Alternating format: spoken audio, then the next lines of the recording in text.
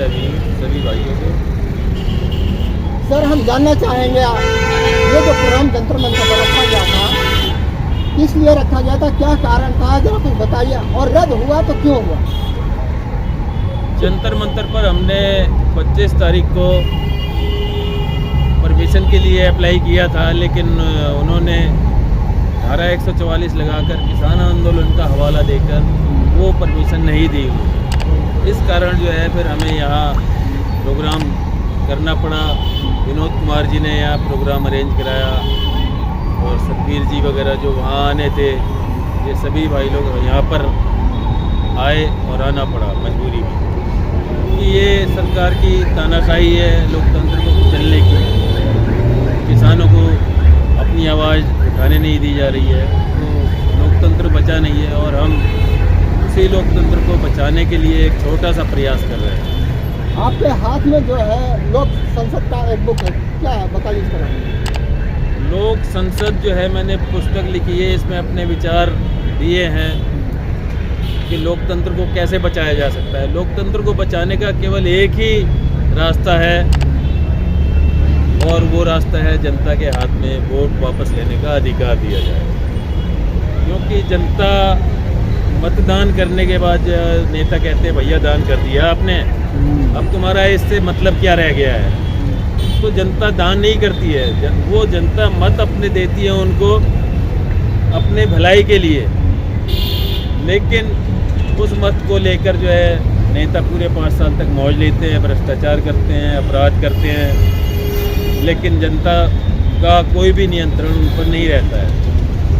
तब मैंने ये विचार इस किताब में व्यक्त किया कि भाई अगर जनता मतदान या मत को जो है नेताओं को देती है तो उसको मत को लेने का, वापस लेने का भी अधिकार जनता के पास होना चाहिए। तो ऐसे में क्या लगा, जिस प्रकार ईवीएम से चुनाव हो रहा है और हैक हो जाती है मशीन, और आपने अभी थोड़ी देर पहले बोला था कि मोबाइल से भी होना चाहिए, ऐसा क्यों? देखिए, ईवीएम को आप एक बार जब उसमें मत सबके आ गए, जमा हो गए, तो उसके बाद 15 दिन के लिए उस मशीन को स्टोर में रख दिया जाता है। तो स्टोर में रखने के बाद उस मशीन को ना जनता देख सकती है, ना वो प्रत्याशी देख सकते हैं, ना चेक कर सकते हैं कि 15 दिन में सरकार उस मशीनों के साथ क्या कर रही है, क्या नहीं कर रही है। तो इसलिए इससे अच्छा है कि ईवीएम के बजाय मोबाइल से अगर वोटिंग हो तो व्यक्ति अपने घर से ही वोट दे सकता है, सुरक्षित भी महसूस करेगा वोट देते समय, लड़ाई झगड़े का भी उसको अंदेशा नहीं रहेगा, और ये मोबाइल उसके हाथ में रहेगा तो मत पर भी जो है उसका कंट्रोल रहेगा पूरे, और उसको साफ साफ पता रहेगा कि भाई मैंने किसको वोट दिया है और मेरा वोट कहाँ जा रहा है। अगर वोट कहीं गलत चला जाता है तो उसको वोट को वापस लेके फिर सही स्थान पर सही नेता को दे सकता है। इसलिए जिस तरह देखा जा रहा है 2024 का जो चुनाव है बहुत नजदीक है, और ऐसे में आप लोग संसद का बुक लॉन्च किया है, तो इससे जनता का क्या प्रभाव पड़ेगा, इसका एकेडमिक का असर कैसे पड़ेगा? देखिए, मैंने जो ये मुहिम चला रहा हूँ, ये इलेक्शन को देखकर नहीं चला रहा हूँ, ना चुनाव से मेरा कोई ज़्यादा लेना देना है। मेरा तो केवल जनता को जागरूक करने का इरादा है। भाई अगर आप वोट दे रहे हो और वो बंदा आपके अधिकारों की रक्षा नहीं कर रहा है जिसलिए आपने उसको वोट दिया है, तो आपको उससे वोट वापस लेने का अधिकार मिलना चाहिए। मेरी ये मुहिम है।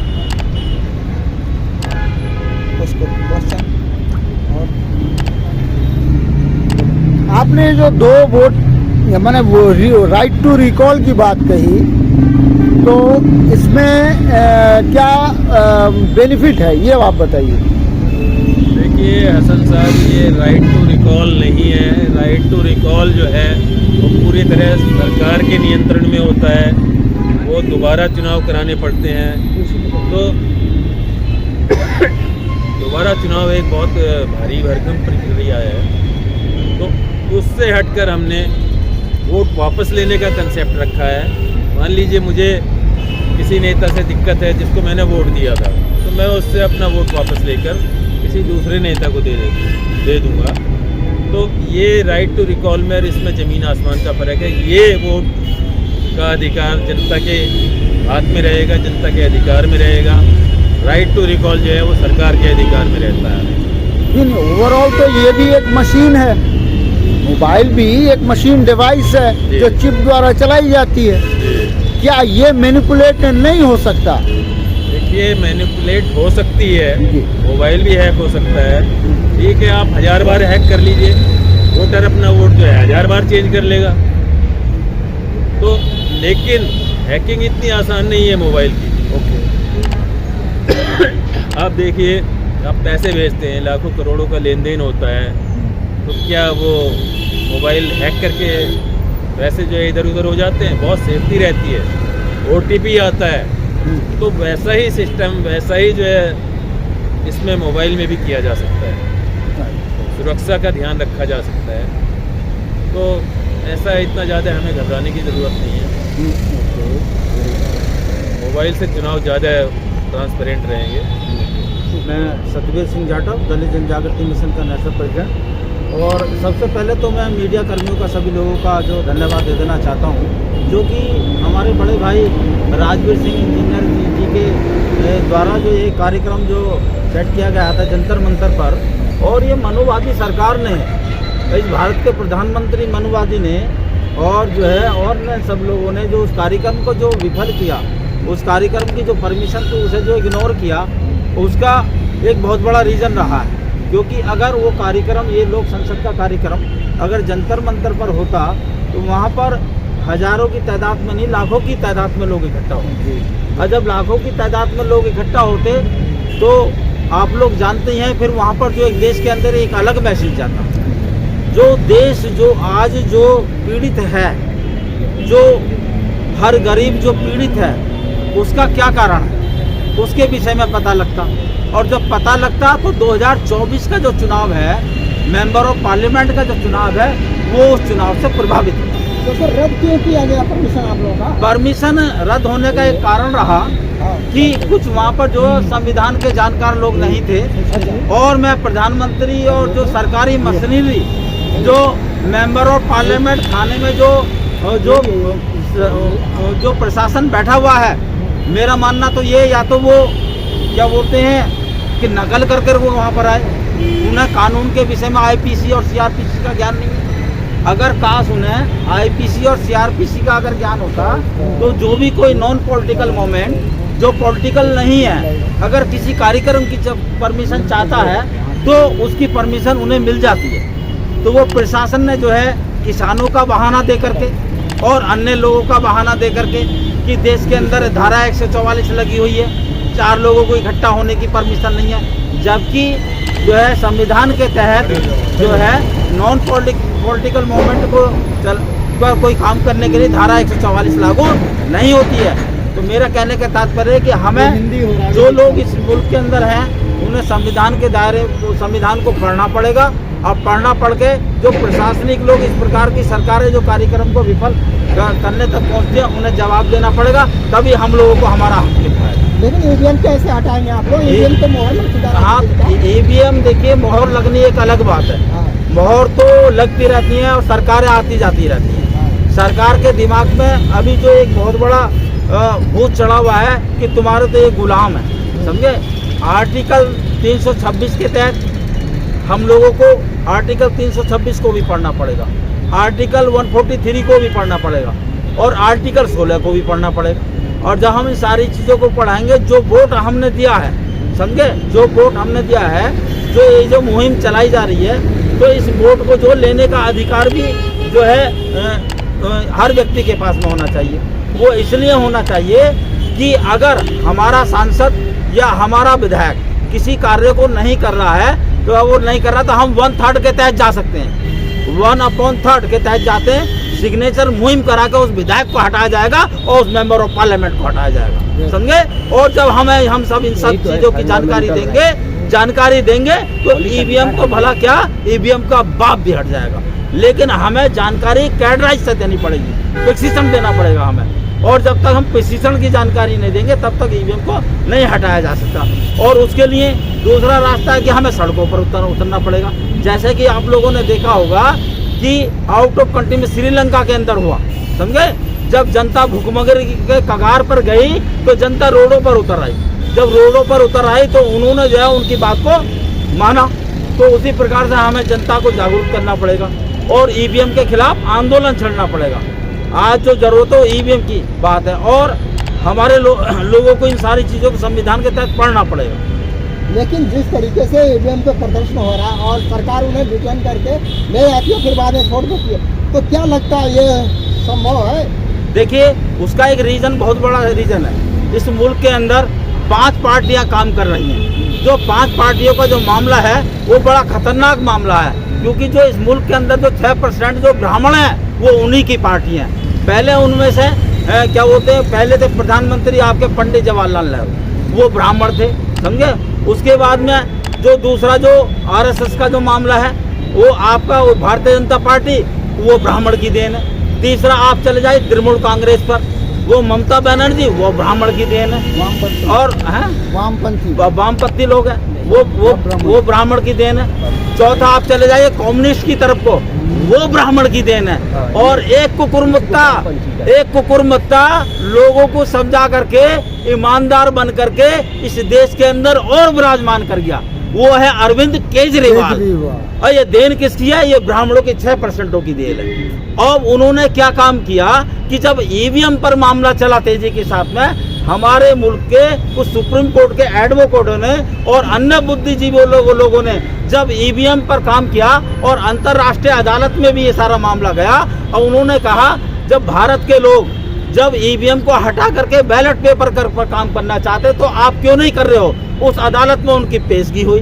तभी इन सरकारों ने एक 5वें कुकुरमुत्ते को रेडी कर दिया और ईवीएम से दिमाग हटाने के लिए पंजाब से सरदार मान सिंह को लेकर के आप किसानों के एजेंडे को लेकर के आए और किसानों को आगे सड़क पर ला करके खड़ा कर दिया। अगर काश किसानों का इतना मजबूत एजेंडा था ये पहले से, और किसानों के आंदोलन की सफलता की अगर बात थी, जो उत्तर प्रदेश से टिकैत जी थे, पूरे वीएम सिंह थे और अन्य संगठन थे किसानों के, आखिरकार अब तक वो मैदान में क्यों नहीं आए? ये तो रोजाना बात हो रही है कि हम भी ट्रैक्टर लेकर के आ रहे हैं, उन्हें लेकर के जा रहे हैं, लेकिन ब्राह्मणवादी और आरएसएस का नुमाइंदा ये कुकुरमुत्ता अरविंद केजरीवाल और पंजाब का मान सिंह, उन्होंने जो ला करके खड़ा कर दिया और ईवीएम से दिमाग भटका दिया, समझे, जिससे कि ईवीएम की तरफ को लोगों का ध्यान ना जाए। लेकिन सरकार की लेकिन प्रधानमंत्री ये चाहे बीजेपी के ही लोग कह रहे हैं अब की बार 400 पार, हाँ, तो कैसे देखते हैं? उनकी औकात ही नहीं है 400 पार की। 400 पार तो छोड़िए आप, उन्हें इस चुनाव को जीतना बड़ा मुश्किल हो जाएगा, समझे। और वो ईवीएम देखिए, ईवीएम का अगर मामला जैसे कि आपने अभी देखा, अभी आपका चंडीगढ़ का मामला उठा लीजिए आप। चंडीगढ़ में अभी मेयर का चुनाव हुआ और वहाँ पर मेयर के चुनाव होने पर आपने देखा होगा कि 80,000 की लीड से उस दूसरे व्यक्ति को जिता दिया गया। जब कोर्ट का मामला आया, जब संविधान का मामला आया और जब सुप्रीम कोर्ट पर उसने डंडा दिखाया तो दोबारा से क्या हुआ जी है, जिस कैंडिडेट को हराएगा तो आ गया ना। तो इसलिए हमें जो संविधान कॉन्स्टिट्यूशन को लेकर के हमें आंदोलन करने पड़ेंगे और ईवीएम ये आज नहीं तो कल ईवीएम को हटेगा। अति को बैर होता है, ऐसा नहीं है। और एक बात और बताऊं, जब इस मुल्क से इस प्रधानमंत्री की इनकी सरकार जाएगी, जाने के बाद में फिर ये कभी भविष्य में ना सोचें जीते जी की इनकी सरकार वापसी आ जाएगी। सर मैं आपको बता दूं, ये 5 किलो राशन मेरा जनता को जनता से खुद से तभी तो एक जनता ला रही है इनको। देखिए, हम राशन की बात को बता देना चाहते हैं। इस मुल्क के अंदर बहुत बड़ा एक प्रोपगंडा चला, वो था राइट टू एजुकेशन का। जब हम राइट टू एजुकेशन की तरफ गए, जब हमारा बच्चा हिंदी मीडियम के माध्यम से, प्राइमरी जूनियर हाई स्कूल के माध्यम से, इंटर कॉलेज हिंदी के माध्यम से, जब हमारे बच्चे ना आईएएस और पीसीएस और पीसीएस से लोअर पीसीएस बनना शुरू हो गया हिंदी मीडियम के बच्चे को, तो सरकार को खतरे की घंटी शुरू हो गई कि ये हिंदी मीडियम का बच्चा प्राइमरी में पढ़ करके आईएएस और पीसीएस बनना शुरू कर दिया। और वो जो है, क्योंकि आईएएस पीसीएस इस देश के अंदर या किसी भी देश के अंदर वो सरकार को चलाने का काम करता, ना कि जो है सरकार उसे चलाने का काम करती है। वो तब जब क्या वो आईएएस और पीसीएस अपने कानून को जाने, जो उन्हें अधिकार है, जब उसे वो पढ़ेगा तब उस पर वो अमल करता है। तो तब ये सरकार ने क्या काम किया कि सरकार जो है फिर जो है एजुकेशन के अंतर एक्टिव एजुकेशन के अंतर्गत जो है और अन्य चीज़ों के अंतर IAS PCS के लिए इंग्लिश उन्होंने कंपलसरी कर दी कि इंग्लिश को लेकर के आए, क्योंकि मीडियम वर्ग का बच्चा वो प्राइमरी और जूनियर हाई स्कूल से पढ़ करके जाता है, और जब पढ़ करके जाता है जब उसे इंग्लिश की जानकारी नहीं हो तो उस चीज़ को वो क्वालिफाइड नहीं कर पाएगा, और जब नहीं कर पाएगा तो उन्होंने एक षड्यंत्र रचा मिड डे मील को ला करके। ये मिड डे मील को लेकर के आए और मिड डे मील के तहत इन्होंने प्राइमरी और जूनियर हाई स्कूल से शुरू करा कि इन्हें बच्चों को जो खिचड़ी और लिचड़ी में लगा दिया जाए, जबकि हम उससे संतुष्ट नहीं है। उसके बाद में इन लोगों ने कहा कि बोले भाई ये जो तबका है SC ST OBC और माइनॉरिटी का जो तबका है उसने पढ़ना शुरू कर दिया है, तब ये राइट टू एजुकेशन को इन्होंने कहा कि राइट टू एजुकेशन के अंतर्गत जूनियर हाई स्कूल से लेकर के और 12 तक के बच्चों को 12 तक के बच्चों को फेल ना किया जाए। क्यों? क्योंकि after some time of the completion the fight return to ground the is the death, कि अगर राइट तो उसके अंतर्गत अगर ये बच्चा पढ़ करके जाएगा और ये उसके बाद में फिर जो ये ओवर एज हो जाएगा तो उसे क्वालिफाई नहीं कर पाएगा। मैं इस देश की जनता को बता देना चाहता हूँ, जो इन्होंने राशन का जो सिलसिला चलाया, राशन का सिलसिला इन्होंने कोई अपने घर से नहीं चलाया, ये तो संविधान के अंदर है कि जो लोग बेरोजगार हैं, जिन लोगों के पास में राशन की व्यवस्था उन्हें राशन दिया जाए, लेकिन जनता को, भोली भाली जनता को अभी उसके विषय में जानकारी नहीं है। और जब उन्हें जनता को बताया जाएगा कि तुम्हें तो बेरोजगार कर दिया, जो गांव का व्यक्ति अशिक्षित है, पढ़ा लिखा नहीं है, उसे बेरोजगार कर दिया, अभी उसे जानकारी नहीं है तो उसे इस राशन में लगा दिया, कि जबकि उसका 5 किलो राशन से 10 किलो राशन से काम नहीं चलने वाला। तो इस पर हमें प्रशिक्षण देना पड़ेगा, जैसे कि हम लोग संसद के माध्यम से और अन्य संगठनों के माध्यम से सभी लोगों को लेकर के हम उसका भी जो हम प्रशिक्षण देंगे और कैडराइज करेंगे लोगों को, जब जनता का भूत जो है उस फ्री के राशन से हट जाएगा।